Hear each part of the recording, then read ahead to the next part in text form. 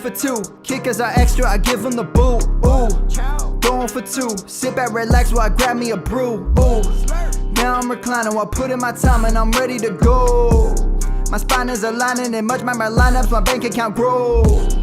I am so rich, but knowledge is all that I'm leaving it with. Ooh, listen to this. Multiple options, how far can I get? Ooh, DFS Dynasty redraft tonight, I'm not finishing last. I'm finishing past any and all, I am looking to last. What else? This spot is popping and I am so locked in and only opening the door when it is opportunity knocking. And all of these spots keep on talking and talking. So what are we talking? What kind of alignment? And running it deep, even players forgotten or came from the bottom or hitting that top end. And this spot is popping, yeah, this spot is popping. And woo, this is the armchair, yeah. Put up your arms, yeah. Sound the alarm, yeah, yeah, yeah. Woo. What is going on, guys, and welcome to episode 373 of the Armchair Fantasy Show. I'm your host, of course, Geoff Lambert, and you can follow me on Twitter at JeoffLambert77. Of course, we're live every Wednesday night at 9:30. We're on Facebook Live, YouTube, Twitch, Twitter, syndicated in all major podcast networks, and you can find all of our archives at goingfor2.live. I'm here, as always, with my co-host, Mr. Ryan Searfoss. What's up, Ryan? Oh, not much. I feel like we're very brightly colored, and I need to calm this down so far. You got that bright light in the background that gives you that yellow aura. I know. I need to change that. It's all good. Yeah. Man. Still moving into the new place. Oh, good now. Still living out of boxes, or are you everything unpacked? I'd say 90% unpacked. Nice. 90 to 95%. But yeah, we're good. We're good. There's a few boxes left, but mainly just in this room and the other spare bedroom. It's 2 rooms worth. All right. Also joining us tonight, JJ Schulz. He is a writer, a ranker, and podcaster for Fantasy Six Pack. It's back-to-back weeks now. We got someone from the Fantasy Six Pack on the show. You can follow him on Twitter at DinoNFL. What's up, JJ? Hey, man. How you guys doing? Thanks for having me on. Absolutely, man. Absolutely. So give us a quick rundown. You do a lot of things over at Fantasy Six Pack. Give us a rundown exactly what you do over there. Yeah, so Dynasty ranks year-round. I'm working on a brand new set for post-draft ranks right now. On top of that, I do a lot of written content over there. So I every time I do a new set of ranks, I'm going to go through and I'm going to tier them all out, and I give a nice little blurb to kind of go almost like you're going in into a trade negotiation or a startup draft. You can kind of take this and see exactly how I'm viewing the tiers and kind of use those to help maneuver up and down. And so I write that. That's a free content, I believe, for everybody out there. And then in season, man, I write a recap column every Monday. It tops of other things. But yeah, just writing, podcasting, ranking, a little bit of everything over there. Good stuff. Love it. Yeah, me and Joe go way back. We've been doing this for a long time, me and him. So yeah, Joe's a great guy. Yeah, we had him on the show actually a few weeks ago for the NFL draft. So that's probably 3 weeks in a row now we've had somebody from the Fantasy Six Pack on the show. So coming on up. Yeah, full on collaboration. I love it. Yep. All right, guys, as always, today's show is brought to you by Underdog Fantasy. Check out their best ball leagues, huge tournaments, private leagues. We got pick'ems for all major sports. Use our promo code GF2. And you can get bonus bucks up to $250. It used to be a deposit match. Now it's bonus bucks up to $250. Just use our promo code GF2 when you get the app, or if you go to underdogfantasy.com. And also make sure to check out, we have a best ball show that Dan, the B League, runs. He just put one out yesterday where he does live mocks, underdog mocks, to kind of give you an idea of ADP, talks through his process. He's really big into best ball. He does hundreds and hundreds of best balls. So definitely check that out right here on this network at Going for Two. Today's show is going to be a great one. We, everybody is doing rookies. We're gonna zig when everybody else is zagging. We're not going to do rookies. We probably figure you've heard enough about rookies over the last couple of weeks. Content wise, if you're watching the show, you've probably done at least 1 or 2 rookie drafts already. Most of us probably already have, so we figure you're probably tired of rookies. So tonight we're going to do an old man mock draft. And when I say old man, we're drafting people that are 26 years or older. So even though we're saying old man, they're all 20 years younger than me, but that's okay. So Michael Penix and Bo Nix are available. Yeah, exactly. Pretty close. We'll do some news and notes as well. We actually have some news and notes to talk about. And, of course, we always do our Forgotten Fantasy Player. But we started off, of course, with our nonsense draft. Let's go ahead and jump into that. Attention, everyone. Let's mock draft. All right, today we are drafting TV or movie gadgets that we wish were real. And as always, the guest gets to go first. So, Mr. Schulz, you are up at the 101. Man, so this was a tough one. So a lot of different ways we could go in this one. But if I had to pick it down to one thing, narrow it down to one spot, we're going to do like the universal remote off of Click.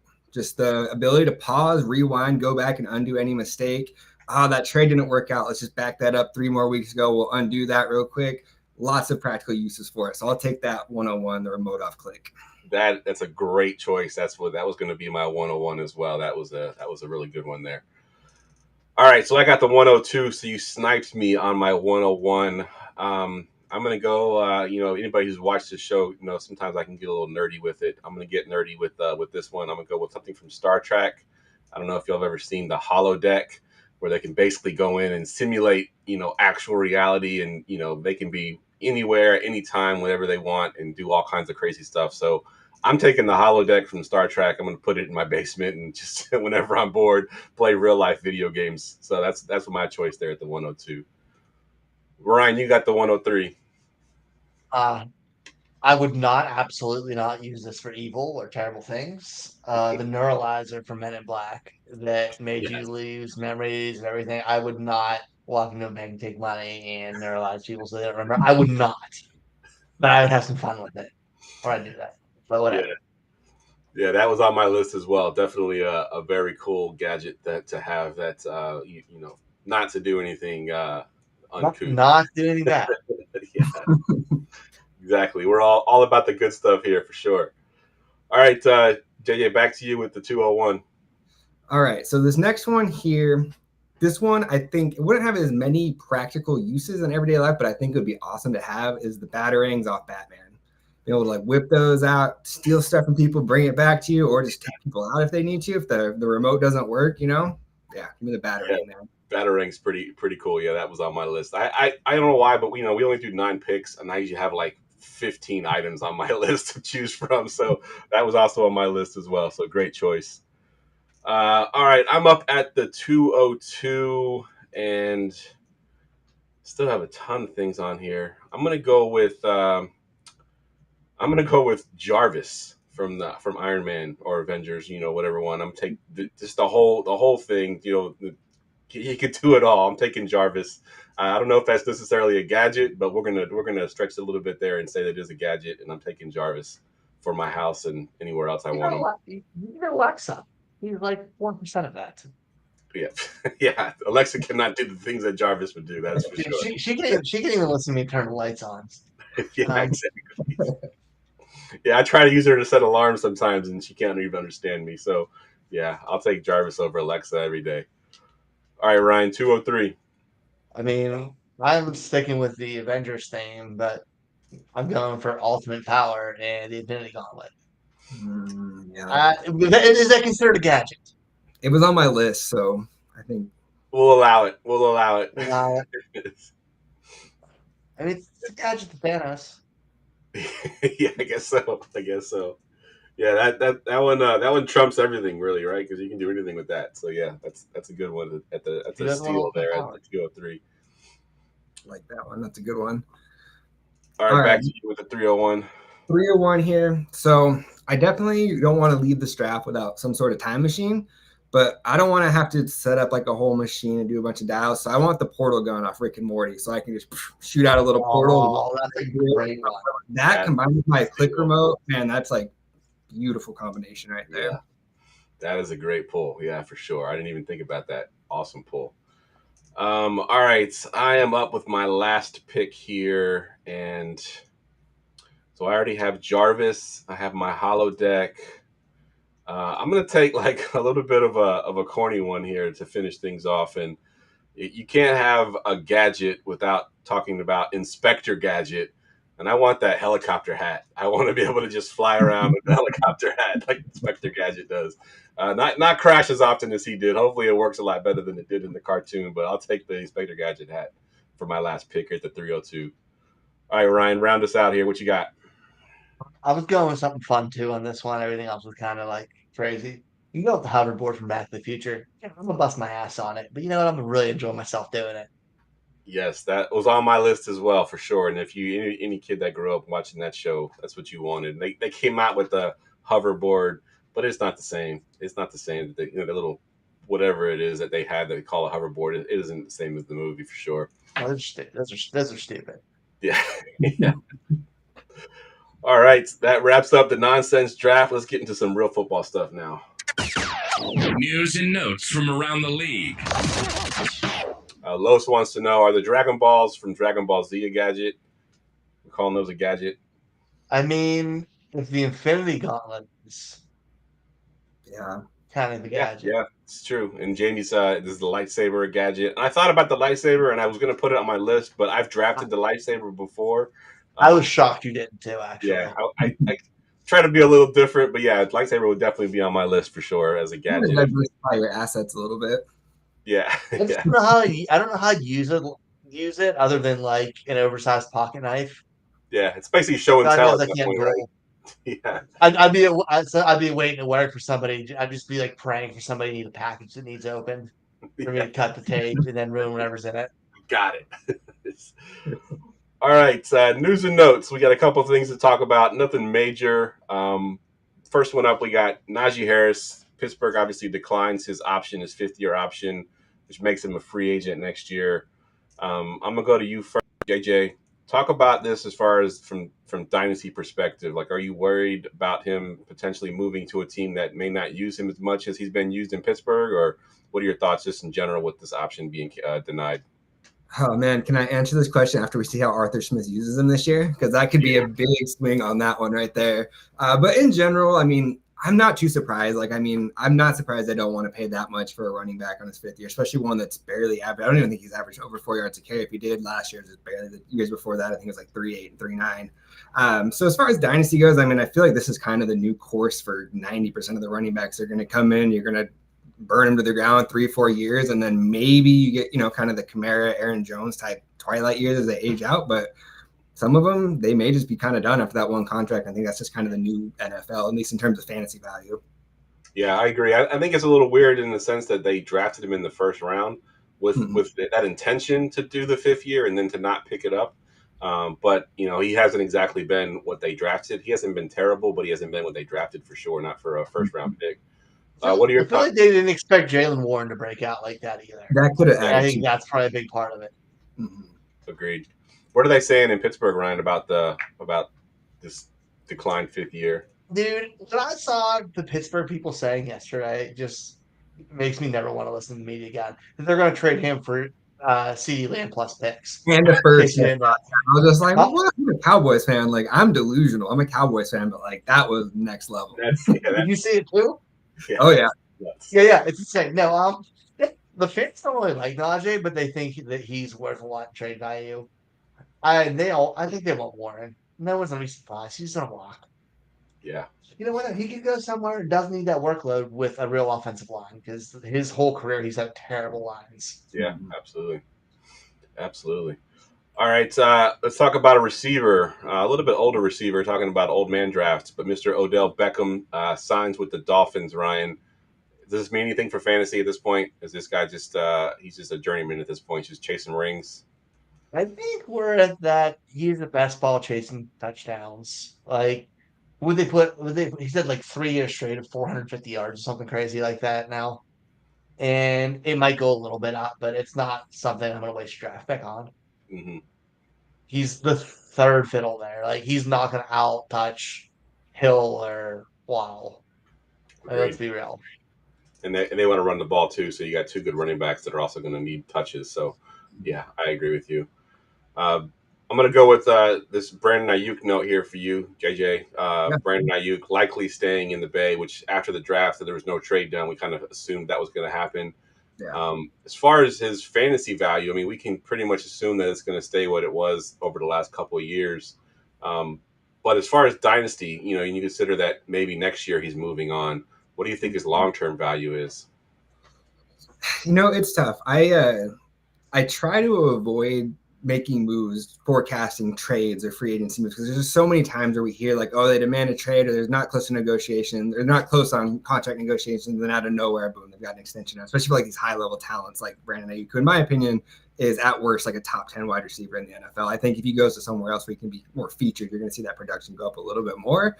So for Dynasty, it's not really changing much for me. I think I have him ranked like wide receiver 11 right now, and I think that's going to be the same. If anything, he could stand to go up a few bits if he moves somewhere else. So it doesn't really change a lot for me Dynasty-wise on him. Yeah, I agree. I think he's one of probably the most efficient receiver in the NFL as far as what the amount of workload that he gets, that he turns into. I mean, I think he led the league last year in yards per target, yards per catch.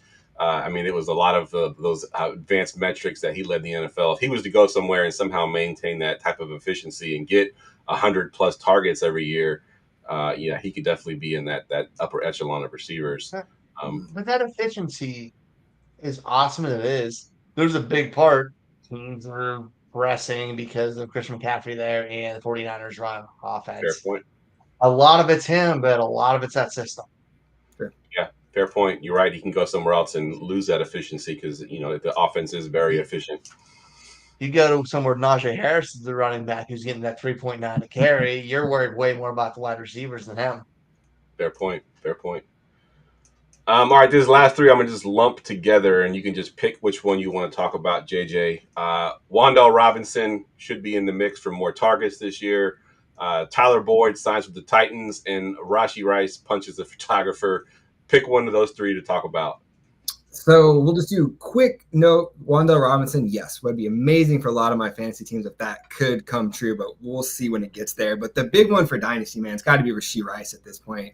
I mean, after the first car wreck, it kind of seemed like, okay, like he'll probably be fine. Then the tweet comes out that apparently they're looking at like a guns charge, which in Texas to get a guns charge, I'm kind of like, man, what were you doing for that to happen? And then now he comes out and he's punching photographers in the club. I mean, it's kind of one of those you want to give him the benefit of the doubt just because traditionally you haven't seen these guys get a lot of punishment for this type of off-field stuff. But I mean, it's kind of troubling at this point. Like I'm intrigued to see kind of what you think on that, because I know for me in Dynasty, like I'm probably dropping him a few spots. Like I'm a little worried, a little bit of red flag up at this point on Rashee Rice, where before I wasn't really. Yeah, I'm a little worried because of the precedent that the Chiefs have set in the past. Everybody knows the Kareem Hunt story.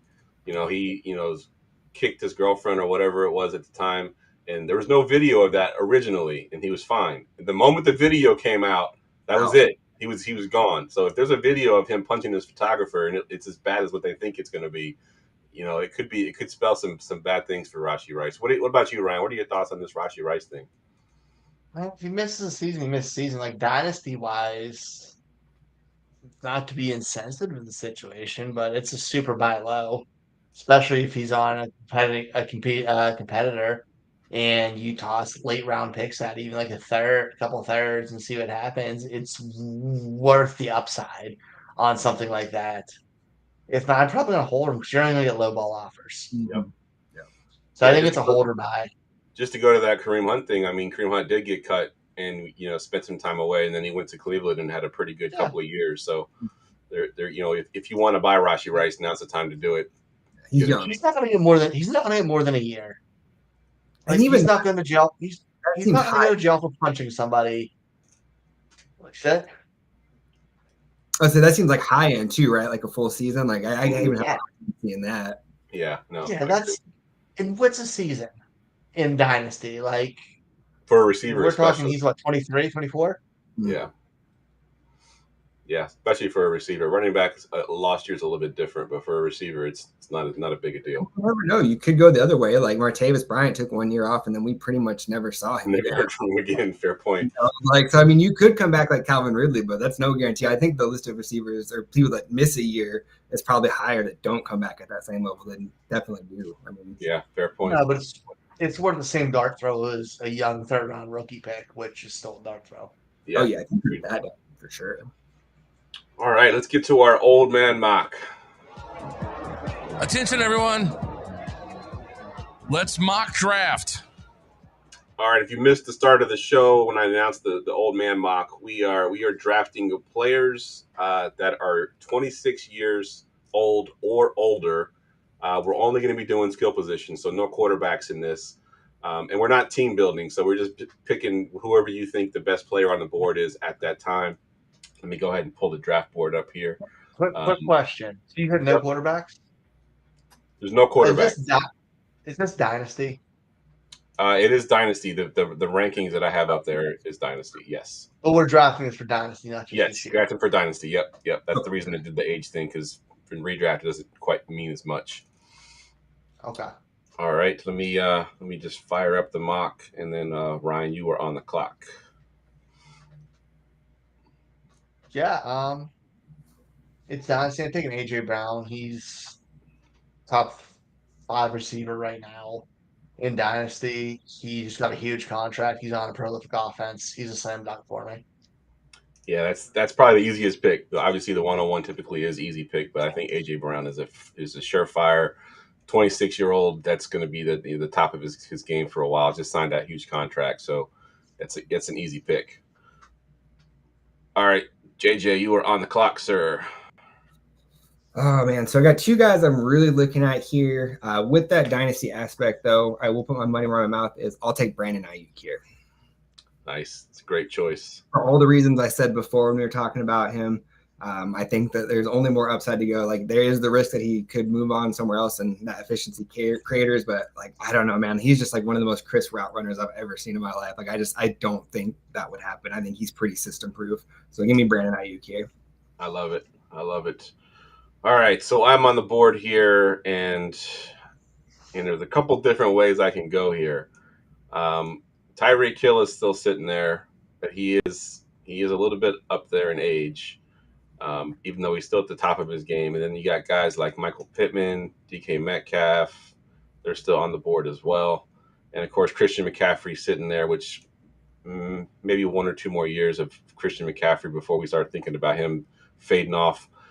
But I think I will take Tyreek Hill. I think he's got a couple more elite years left, especially in that offense. So I will take Tyreek Hill at the 103. And back to you, Ryan. Oh, sorry. It's taking it. Wasn't supposed to be a computer pick. Let me fix that real quick. Ryan, go ahead and make your pick while I fix the draft.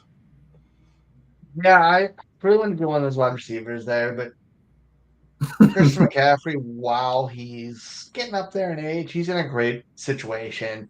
He's in pretty healthy and as late, and we've just seen like I want to ride until the wheels fall off, kind of similar to Hill. But I think his receiving upside keeps him fantasy relevant longer than a lot of backs. All right. Go ahead and make your pick as well, JJ. I'm still trying to fix the draft here and get rid of these players that get drafted automatically. So for me here, I'm finding there's 2 offenses that I'm like really buying into this offseason. And one of those is the Colts. I'm going to take Michael Pittman Jr. here. I guess we're not adding him to Brandon Ayuk, but I like to build my team around the young wide receivers. I know I'm not breaking any news to anybody there that plays Dynasty, but I'm in on Anthony Richardson. I'm in on Shane Steichen. I think that offense is going to take another step forward this year. I want as many pieces of that Colts offense as I can get. Good stuff. And Ryan, who did you take again? I'm sorry. Christian McCaffrey. Okay, that's what I thought. All right, so now we're fixed there. All right, so I'm up here at the last pick of this 16 mock draft, and you kind of sniped me because I was going to go Pittman there. That's kind of who I was thinking. I think he's got a good career ahead of him with the young quarterback. But I'll take a guy that I talked about a lot last year. He didn't have quite the season I had hoped for, but I do think he still has some good years left. I'll take DK Metcalf here at the 106. So DK Metcalf. Imagine being disappointed with 1,100-yard receiver. Yeah, exactly. That's 100% right, because I did expect more, but he had an awesome year last year as far as, I thought he would do better, but he still had a really good year. All right, Ryan, you're back on the clock here at the 201. I'm doing it again. Taking running back in. I'm taking Saquon Barkley. That Eagles offense, we've seen a lot of running backs perform very well there. And a healthy Saquon Barkley is more talented than any of the backs we've seen in that situation. And he's still young enough to give you 2 to 3 more years. I'm still in. And I think Barkley, I've heard the narrative that the Eagles love to run the committee. But I think they ran the committee because they had guys that couldn't do everything. Well, I think Barkley can do everything, so there's no reason to have the committee. Maybe they have someone that comes in and keeps him healthy by limiting his snaps a little bit, but I do think he can be on the field at any given time. So there's no reason to have that committee. So yeah, I like that call a lot. But no, you know what though? Last year DeAndre Swift, who's not an every down pounded back, had 229 rush attempts and another 49 targets. Yeah, You get me that from Barkley in this situation. Yeah. Wheels up. Yeah, 100%. Love it. Yeah, I like that pick there. All right, next guy here. I'm gonna go. So last year there was 3 guys that I came away with more than anybody else by like quite a bit. Brandon Ayuk was number 1. Jake Ferguson was number 2, and then my number 3 behind that was DJ Moore. I'm gonna go ahead and grab him here. We saw what he was able to do last year, and now he gets a quarterback in Caleb Williams after catching passes from the Steelers' future kick and punt returner, apparently. So it should be a pretty big upgrade from Fields to Caleb Williams here for him. Man, you are sniping the hell out of me. Oh, that's so disrespectful. I love it so much. That is another pick that leave me scrambling trying to figure out who I want. All right, so I'm going to stick with receivers here, and I'll take the other guy in that 49ers offense who also potentially was going to get traded and then now is going to be staying where he's at. We saw what that offense looked like when he was out of there. We've talked about it on the show plenty of times. He's a one-of-one, Mr. Deebo Samuel. There's things that he can do in the field that no other player can do. He's so versatile. He makes that offense run. So I will take Deebo Samuel here at the 203. All right. Yeah. Deebo is on the clock. All right. Sorry, Ryan, you were on the clock here at the 204. I am on the clock. I'm taking Mark Andrews. I know Baltimore's added some pieces, but healthy Andrews, he's the red zone threat. He's still going to get close to 100 targets, give or take either way, and flirt with that 10 touchdown range. Yeah, that's a great pick, and yeah, way to go with the tight end there because I hadn't even looked at the tight end yet, but that's a great pull. Yeah, that was my next pick there. That's a good one. I thought I was for sure going to get him there. All right. So at this point now, we are out of like that group of like young elite wide receivers, like what I would consider the elite wide receivers. I'd say like Deebo and DJ Moore are kind of the last ones on the board here that have that. So at this point, I'm going to shift out to another position here. And it's kind of maybe a little bit of a plant my flag here, but I'm going to go with Josh Jacobs, Green Bay Packers here. I'm a big fan of this Packers offense. I love what they did last year. I think that Josh Jacobs, even with the addition of Marshawn Lloyd there, I think he's going to have a huge year this year. He may not come to the like 250, 300 touch mark, but I think he's going to be so much more efficient in his touches with that offense. I'm expecting a pretty easy top 10 running back year from him, and I think that more realistically, he's pushing top 5 by the end of it. Yeah, that's a great pull too, because I agree 100%. I think he can be what Aaron Jones was and potentially stay healthy as well, which is something that Jones could never seem to do. So that offense looks so scary. If all those guys reach their potential, quarterbacks, all those receivers, and Josh Jacobs in the mix, that's going to be a really good offense. All right, I am up here at the 206, and then I'll recap the first 2 rounds, really. All right, I'm going to go with, speaking of Green Bay, former Green Bay guy, Mr. Davante Adams, still playing at a high level. Quarterback proof still. I mean, he's had good seasons with bad quarterbacks there in Las Vegas. So I will take Mr. Davante Adams at the 206. And let me just recap. It's a 16 league, so I'll recap what would be the first round. A.J. Brown, Ayuk, Tyreek Hill kicked us off in the first. Christian McCaffrey, the first running back off the board, and then Pittman and Metcalf. Saquon Barkley, DJ Moore, Deebo Samuel, Mark Andrews, and then we just took Josh Jacobs and Davante Adams. Ryan, you are on the clock here at the 301. I'm just tight end guy today. I'll take T.J. Hawkinson. I know we got a rookie quarterback here, but Minnesota's not a great team. They're gonna have to throw the ball. And you can't throw Justin Jefferson every time, and tight ends paired with young quarterbacks is normally a good thing, especially ones that talented. Yeah, Hawkinson's a great pick. Now, I have heard some rumors about his injury potentially lingering. Now, I know this is Dynasty, so we're not so worried about that. But just in general, are you worried at all about Hawkinson and his injury? I'm not a doctor. I don't know these things. Check with the doc in the Discord for going for 2. He'll be able to tell you. He'll be able to tell you what's going on. If I made a mistake, I made a mistake, but I love the talent. We're getting all these old guys. They're bound to get hurt. And I'll use that as a plug too. We're going to have the doc on in I think 2 weeks. So you would check him out in the Discord, but then check him out on the show here in 2 weeks. So, all right, JJ, you're on the clock. All right. Well, keeping with the theme of players that get hurt, I'm going to go Cooper Kupp here. The upside this late, I mean, he's one of the few guys left on the board that I think could finish number 1 overall at his position if things break right and he stays on the field here. Obviously, getting up there in age, has battled some injuries in recent years. But when they're all clicking, that Rams offense is one of the best in the NFL. I don't see any reason why that's not going to be the same thing this year. Yeah, that's a good call. And you're leaving me with not a lot to draft here. I swear that I had the first pick. I should have taken the 101. I took the 03, and now I'm like regretting it because it seemed like every time I'm like, oh, that's the tier break right there. All right, so let's see. I'll just kind of talk through my process here. Stephon Diggs is still on the board. Mike Evans is still there. Obviously, Mr. Consistent. The top running back as far as rankings go was Tony Pollard. Definitely not ready to pull that trigger yet. Of course, Travis Kelce, who's probably the oldest guy in this list, is still there as well. You know what? I'm gonna take Mr. Consistent. I'm gonna take Mike Evans. He's been doing it every single year, so why would this year be any different? I am a little worried about Stephon Diggs and his new team and how that's going to shake out with the other receivers that are there. I think it hurts his value a little bit, so I'll take Mike Evans here at the 303. And Ryan, you're up. So last week, Keith Fleming was on our show. If you didn't miss it, it was a great show. Yeah. You didn't get to, it's a great show.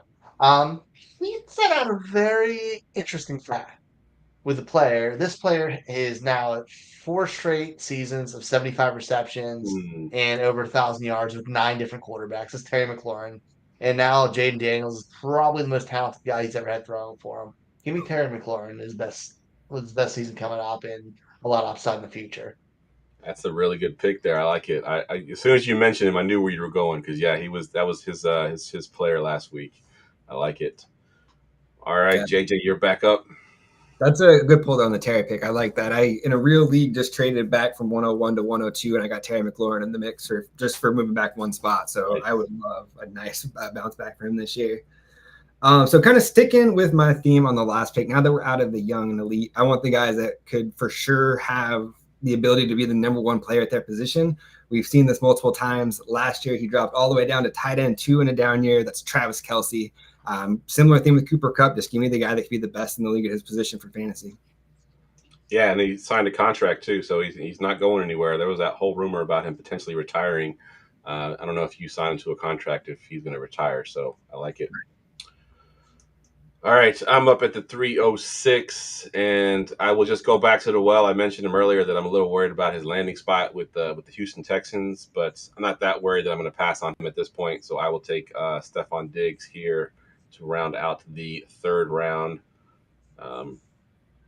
There we go. So Stephon Diggs rounds out the 3rd round. 3rd round is TJ Hawkinson, Cooper Kupp, Mike Evans, Terry McLaurin, Travis Kelce, and Stephon Diggs at the 306. And we'll do a couple more rounds here. Ryan, you are on the clock. I'm going with another player who's just, I feel like he's very consistent and nobody ever cares. And that's Chris Godwin. He's at 800 yards for 5 straight seasons. He has 3,000-yard seasons in between. He'd have it all those other years too if he didn't miss time. He's a good football player. We just don't care. Yeah, you're right. Like, nobody cares, but he's so good and he's so consistent. He's a great wide receiver 2 or 3 on your fantasy team. And I think his skill set keeps him locked there for a while. Yeah, I like it. Great pick. So I'm going to take basically everything you just said. I'm going to copy that and I'm going to paste it, but for Amari Cooper here, because same thing. Dude, just a consistent top 12 wide receiver no matter what. And he just, for whatever reason, he slides and slides. So give me Amari here. All right. Amari Cooper feels so much older than he is because he's been in the league since he was like 21. Yeah. He feels like he's 40. Yeah, you're right. He does. He does. All right. I am up here at the 403, and I'm going to take a guy that changed teams. I just took Stephon Diggs. I'm going to take another guy that changed teams, and he could potentially be the target monster in this offense. It wasn't a very good team last year, but Deontay Johnson, of course, now with the Panthers.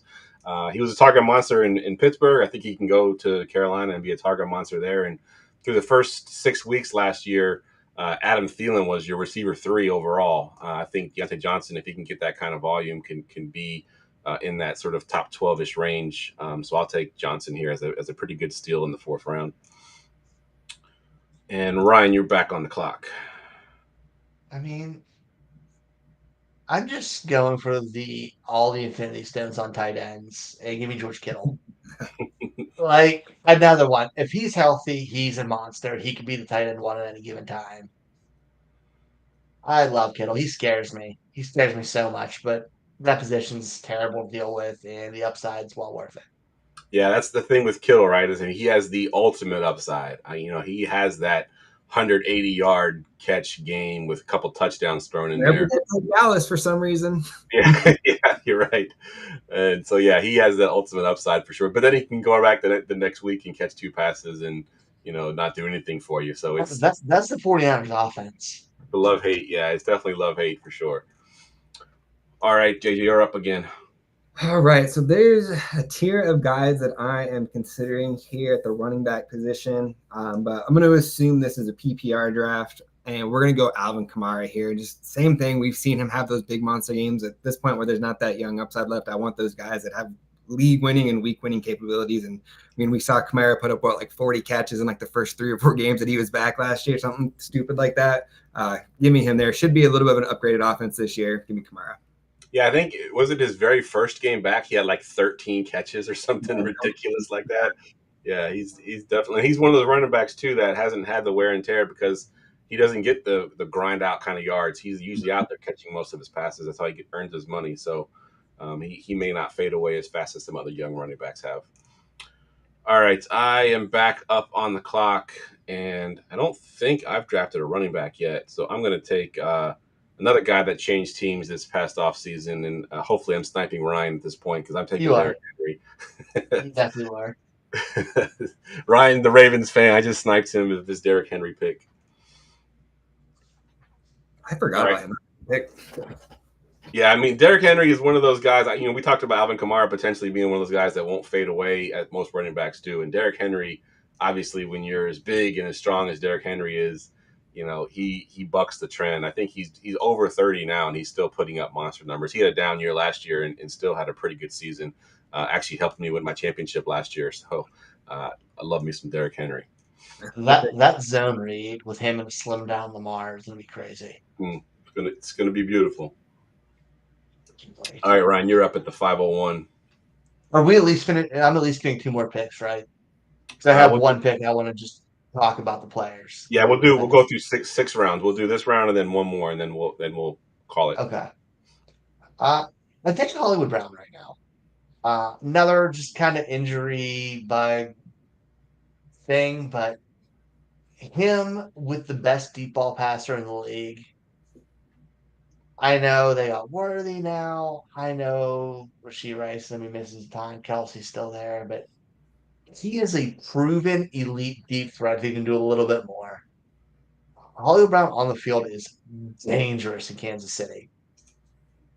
Agreed, and his value might be a little bit higher because of that whole Rashee Rice thing right now too. So that's a good pull. And whenever he's been healthy, he's been good. So it's just a matter of him staying healthy. I like it. Just healthy. He's very good on the field. He is a legit issue to deal with. Absolutely. All right, JJ, what you got? Ooh, a couple receivers here. Do I want the younger receiver that battles injury always, or the older receiver that battles injury? Give me Keenan Allen here. We're going to get Keenan Allen, teaming him up with Caleb Williams here. Wouldn't be surprised if we have 2,000-yard receivers for the Bears this year. I think he has at least two more good seasons, I think, in him, as long as he stays healthy, if not a little bit longer, maybe. But this late in the draft, give me Keenan Allen. Yeah, you bastard! You sniped me once again because that was who I had pegged to take right there. It's a running joke. So on my DFS show that we do on Friday nights during the season, we have a spreadsheet that we put all of our plays in every single week, and we've nicknamed Keenan Allen Copy Paste because I literally copy paste his name into the sheet every single week because I play him every week. So he's super consistent. So yeah, I love Keenan Allen. All right, let's see who I'm going with here. A couple guys on the board. I'll just kind of talk my process Tony Pollard's still sitting there, and he will continue to sit there. I'm just not interested in Tony Pollard. Joe Mixon's still there. Ramondre Stevenson, Calvin Ridley still sitting there.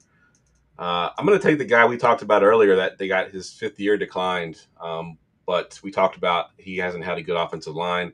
They went out and addressed it in the draft in a big way. So Mr. Najee Harris, I think, could be in for a career year this year.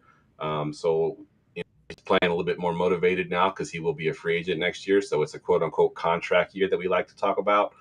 So give me Najee Harris here in this round. Ryan, you got the 504. Chop. I know he's coming off devastating injury. But if there's that off chance he comes back even halfway through the season and returns to the form he's in, that man's one of the best pure runners in the league. And we're just starting to fall lower and lower in the rankings on because of that injury. I'm going to eat that up. I'm taking the chance of this value for him. Was this the guy you wanted to plant your flag on? Yeah, I think because I was looking at ADP the other day and I saw his and it made me want to throw up because he still has potential to be a top 5 running back at any given time, and he's just falling. Good stuff. Real quick before you make your pick, JJ, I just want to, we have 137 viewers currently, and I just wanted to, they're tuning in, looking at this draft like, what the hell are they drafting? I just wanted to recap what we're doing here. We're drafting players that are 26 years old or older. So we're kind of doing the opposite of the rookie draft thing. We're getting these older veteran guys. So if you're looking at this mock draft, like, what are these guys doing? They have no idea what they're doing. That is what we're doing. Let me recap the last round up to this point. So Chris Godwin, Amari Cooper, Deontay Johnson went in that 4th round. Kittle, Kamara, Henry rounded out that round.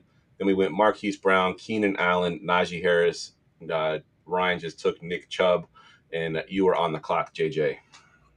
It's funny how this is kind of followed like real draft tendencies where we kind of got a little bit of a running back run going here late. I'm going to keep that going here with Joe Mixon. Heading over to the Texans, we saw what Devin Singletary was able to do in that offense last year. I think Joe Mixon is still better than him, assuming he hasn't lost a step between this last year and now. I think he's a pretty good bet for double-digit touchdowns this year in that offense. He can cut back on his carries a little bit because they're going to spread that ball around, but he's going to be so much more efficient. I like Joe Mixon here for another year or two, which is kind of how I view the running back position outside of 3 or 4 guys anyways. Yep, good stuff. I'm going to end that running back run and take, I think, my first tight end here. I'm taking Mr. Evan Ingram, who had a monster year last year. I think. Yeah. What was that? So damn it. Oh, did I snipe you again? Yeah, credit to Ryan because he was calling the Evan Ingram breakout last year, and I had Evan Ingram in a lot of my leagues. I think he ended up being like either tight end 1 or tight end 2 if you were in tight end premium leagues. He was really high up there. Had a monster season last year, and I think, staying with that same offense, I think he'll continue to be that monster for a couple of years more. So give me Evan Ingram here. Tight end 2 in PPR. Yeah, that's pretty solid, especially from where you were drafting him because you weren't getting him high, that's for sure. If you listened to the show all off season, you would have. That's right. If you have him, there's a good chance you won your league too with how he closed out the playoffs. Man, he was so good. He's good. Yep. I talked about him ad nauseum. I just love it. Sticking tight ends, just loving it right now. We have the tight end 6 still available, David Njoku. I think he's found a connection in Cleveland. He's found his role there and where he fits in because he actually has some talent around him, and he's really starting to thrive. Great pull there, Ryan. Of course, the Ravens fan who loves tight ends apparently because I think he's drafted by far the most tight ends in this draft. That's where the value is at the older ages. Tight ends last longer. Yep, that's 100% right. All right, this is your second to last pick, JJ. What you got? All right, so last offseason, I was admittedly one of the biggest haters on this guy because his ADP was like outrageous. Like he was going like late second, early third in some dynasty drafts, and that's Calvin Ridley. We've already seen the price correction here just with this old man draft. This isn't even including all the young guys that are going to go up ahead of him. Should be the number 1 option and what should be a better improved offense, new offensive coordinator there that was with the Bengals. So there's reason to be optimistic. Give me Calvin Ridley. Yep. Great pull. All right, I am up here at the 603, and there's a running back that we skipped over, at least as far as these rankings go, that I think is still going to be in for a pretty good workload. Mr. Ramondre Stevenson, of course, with the Patriots, should be hopefully an improved offense. Can't be much worse than it was last year. They got some receivers now. We think they had their quarterback. So Ramondre Stevenson, I think, is going to be a pretty decent addition here for a very late round pick here. We're 6th round in a 16 league, so that's a pretty good pick. So I'll take Ramondre Stevenson as my second to last pick. Ryan, last guy, what you got? I was debating just going tight end one more time for the hell of it, but I'm taking Gus Edwards. He's going to Jim Harbaugh, who obviously just wants to run the ball because he only cares about running backs. He has Greg Roman, who's going to lock him in for 780 yards minimum because that's all he's ever gotten every single year. And red zone threat. I know that Chargers team's not good, but they're going to run the ball a lot. And even if a 50-50 timeshare, he could be at that 220 to 240 mark for a couple of years, and he doesn't have that heavy of a workload in his career. Yep. And the thing with Greg Roman, too, and Edwards fits this mold perfectly, is they don't throw the ball to the running backs very much. They almost run zero screens. Yeah. I know because he was my coordinator for the 49ers for a while, and I know he was Ravens coordinator for a while as well. They barely throw the ball to the running back. Too long, but apparently Gus and JK wanted him back. Yeah, yeah, exactly. But yeah, Gus Edwards is not a pass catcher, but he will get a humongous workload. So yeah, great pick there as your last pick. All right, last guy here for me. I'm going to take the guy that every time he's been healthy, Jamie just called it out in the chat here. He's been the number one receiver for the Trevor Lawrence. That's Christian Kirk. You look at the big breakout that Evan Ingram had last year, that pretty much coincided with right around the time that Christian Kirk got injured and didn't really look the same the rest of the year. I know this put first rounder and Brian Thomas Jr. I still think Christian Kirk's going to be the guy, at least for this year, that you want to own for fantasy. Absolutely, he's a monster. I love that pick. I actually missed him in the rankings there, so I probably would have taken him in my last pick had I seen him over Ramondre. All right, so I am up here. I'm going to close out the draft. Let's close it out with another tight end. We'll take Dallas Goedert. That offense basically stayed the same. They didn't do a whole lot of changes as far as the pass catchers go. We still got A.J. Brown there. Devonta Smith is there. I think Goddard's going to fit right into that same role he had last year, and he's been a top tight end for a couple years now. So I'll take Dallas Goedert to close us out, and I'll recap that last round there. So I mentioned Marquise Brown, Keenan Allen, Harris, Chubb, Mixon, and then Evan Ingram were the last round, and then we closed it out here with Njoku, Calvin Ridley, Ramondre Stevenson, Gus Edwards, Christian Kirk, and I just took Dallas Goedert. And there you have it, folks. There is the old man draft. You've been watching all those rookie drafts, so we wanted to mix it up a little bit tonight and do our old man drafts. And I'll put that link in the show, the YouTube description, so you can click on it and look at it if you want. All right, guys, let's get to some listener questions. Go ahead, ask me anything. All right, and we'll just alternate these so we can get through as many as we can. Ryan, this first one's for you. This is from Unforgiven on Discord. It is a 1 QB 10-team start 9. His current running backs are Breece Hall, Jonathan Taylor, Ken Walker, and he's looking to add depth. So these are his options. He can keep his 24-201, which he's hoping will be Jonathan Brooks or Trey Benson. Or he can trade that pick away to get Ramondre Stevenson and Tyler Algier. Which side do you want? I'm going super unsexy on this. I think I'm going to take Stevenson and Algier. I know the 201's fine. We can get one of these rookie running backs who could be good.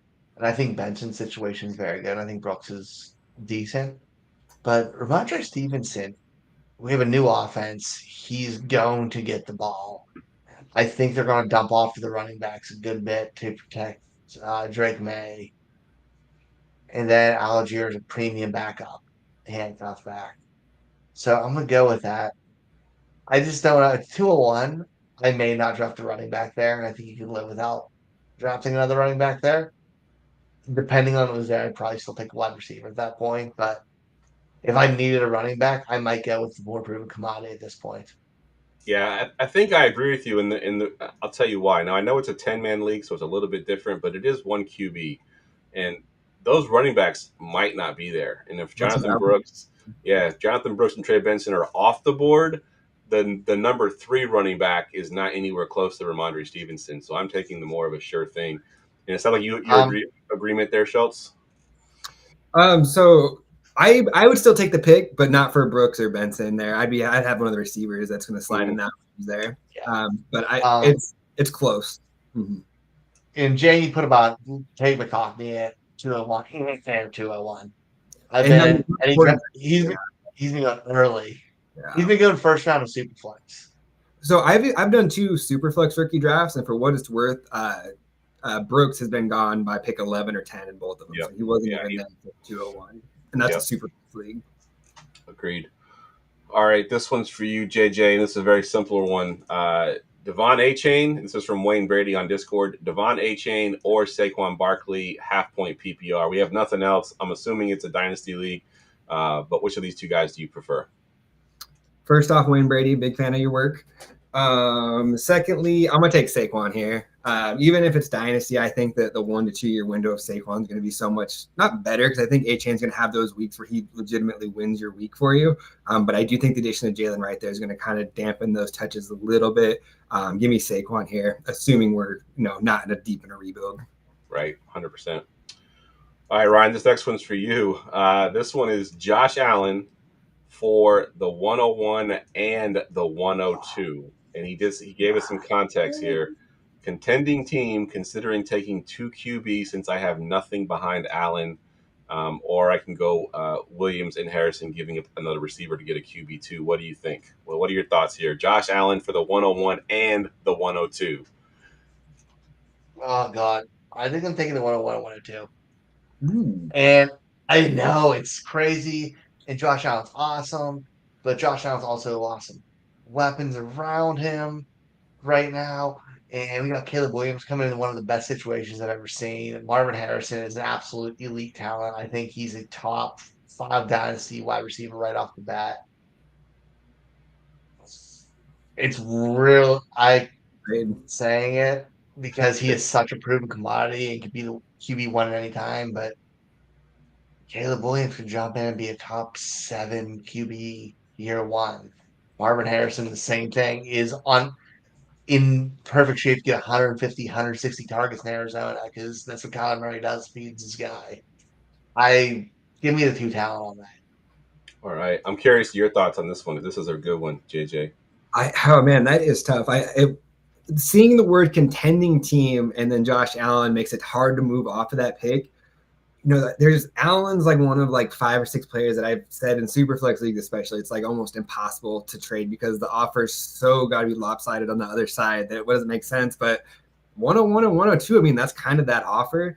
So I'd want to see the rest of the roster, but my gut says I'm going to lean Allen if I'm truly contending. If I'm, in the middle or like kind of on the outside contending, then no brainer. Give me them 2 picks and let's run it back.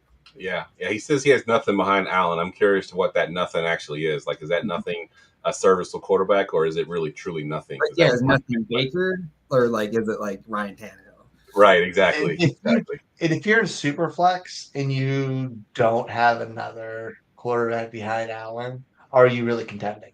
Right. Especially if you swap Allen out for Williams, you still don't have a backup quarterback there. Right. You're not truly contending if you don't have 2 to 3 actual quarterbacks in Superflex. Agreed. All right, last one. Trade the 102 or not. This one is from Graffiti on Discord. It says in a start 2 QBs. So that's not Superflex. It's a little bit different. It's a start. You have to start 2 QBs. 1 point tight end premium PPR league. He has the 102. The person with the 101 and the 103 has been after it for 2 months. So they want to try to get those 3 picks in a row. Here's the offer. Joe Burrow, Musgrave, and the 305 for the 102, his 102, Pittman and Will Levis. And I'll go to you first, JJ. Oh, man. Yeah, I've been thinking about this one since I checked out the show notes earlier today. This is a tough one, especially where I was going to ask if it was super flex or if it was actual you have to start the 2 quarterbacks there. I think if I'm holding the 102, would I take Burrow? I think I'm going to hold out for a little bit more. I think I want that 3-5 upgraded to a piece that's like going to be a starting piece for me, because Musgrave's already going to be kind of iffy. I'm a Musgrave guy, but Tucker Kraft's there. He looked awesome to close the year out there. So it's not even a guarantee he's going to be mainstay in your lineup. I want at least like 2 starters back, because I'm getting rid of 2 of them for sure in the 102 and Pittman, and most likely Levis in the start too. So it kind of feels like you're giving up 3 starters for Burrow. A little bit of risk there. I think I want a little bit more. I'm taking the 102 Pittman side. Fair enough. How about you, Ryan? What are your thoughts? I want a lot more. Pittman's good. You talked about him earlier. Like, he absolutely balled out last year. And you're giving away a top, what was it? He finished 6th last year, 7th? Mm-hmm. So you're giving rid of a top 10 receiver in the 102, who's either going to get you another top 10 dynasty receiver or a top 15 dynasty quarterback. For Burrow, a maybe tight end 2 at this time. I like him. And you're giving up Levis, who's also another starting quarterback in Superflex. Yeah. You're giving up way too much. That guy's trying to get you gone. Stop. Yeah. That trade's bad. That trade's bad. Yeah. Like truly looking through it. And the best package. Like, that's tough. Yeah. Yeah. You keep what you have. Yeah, agreed. I'm going to agree. And don't let them control the draft. If they're really desperate, during the draft, they'll offer you something huge. Do not take anything near this. Yeah, wait till you're on the clock, and then use all whatever you have, 8 hours, whatever it is, and let him sweat it out. He'll make a trade for you for sure. Yeah. All right, that was our listener questions. Let's close it out like we always do with a forgotten fantasy player. Get ready for goingfor2.com's Forgotten Fantasy Player of the Week. All right, we've been doing this for a long time here, so let's see if you can surprise us with one, JJ. All right, so here's what we got here. So wide receiver, I believe he played double-digit seasons, but his fantasy career was like 2.5, 3 years, kind of spanned over like a 4 or 5 year period. He has 2 1,000-yard seasons, one of them with double-digit touchdowns, I believe 4 with 7 or more touchdowns. Overall stat line, 361 catches for 5,200 yards and 37 touchdowns. He had a non-80s wide receiver number before it was cool. Then want me to keep going? Okay, so can we get an error? What like time frame are we looking at here? The main prime was like late 2010s, like 2009, 2012, kind of that range there. Late, yeah. All right, and he had Victor Cruz. Ooh, good guess, but no. That was a good guess. I'm thinking, guys. Cruz's prime was probably higher than this guy's. And you said about 4 years of fantasy relevancy. It was about like 2.5, 3 years spread out over 4 years. He was injured one of the years in between there. Okay, you want a couple more hints? Yeah. AJ Green? Nope. Good guess though. AJ Green way better than this guy for sure. Okay. Yeah, so he had more fantasy relevant seasons for than for. Like, I'm trying to go through these low number guys. So he played for a few teams, but never had more than 100 yards for anybody besides the Cowboys. His last name is a capital of a southern state. Tavon Austin. Different Austin. Oh, Miles Austin. Miles Austin. There we go. Miles Austin. Yes.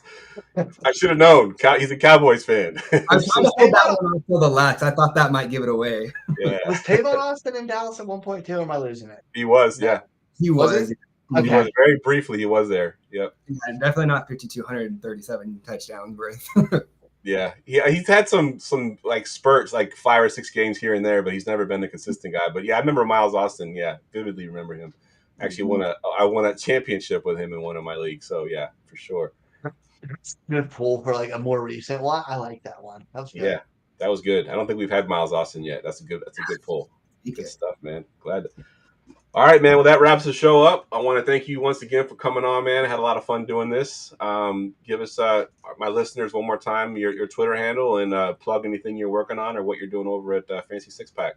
Yeah, man. First off, just thanks for having me. This was a lot of fun. Let me know when you want me to come back. I'm free anytime, basically. This was a blast.